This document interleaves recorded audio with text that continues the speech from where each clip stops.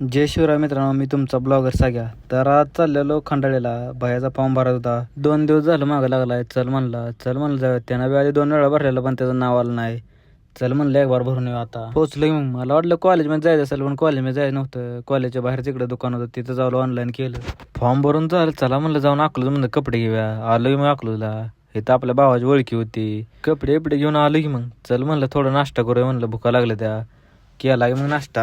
आलं की मग घरी आलं, कपडे बिपडे बदलून म्हणलं गुरांना वैरण काढावी. वैरण काढून टाकली तोपर्यंत गड्यांचं फोन आलं, बर्थडे शिरीचा, मसवाल जायचा कपडे आणाय, केक पण आणायचा आहे. मग काय आलो की लगेच गाडी घेऊन पोचलो की मग मसोडमध्ये दिगंबर कलेक्शनमध्ये. चला म्हणलं आज जाऊ. गड्याला काय कपडेच पसंत पडले नाही ते दिगंबरमध्ये. चला म्हणलं आता इथनं कुठं जाऊया, तर चल म्हणलं आता प्रभावतीमध्ये जाऊया. मग आलो की मग लगेच प्रभावतीमध्ये आलं म्हणलं आता इथे तर पसंत कर म्हणलं, सारखं फिरायचं नाही आपल्याला. केली एकदाची गाड्याने तर पसंत. चला म्हणलं आता घरी.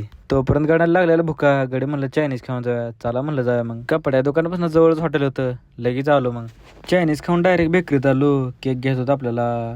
घेतलाय मग केक. इथंच एक आपला पसंत केला. चला म्हणलं लय टाइम झालाय, घरी बी काम आहेत आपल्याला. पोचलं की बंगल्यावर.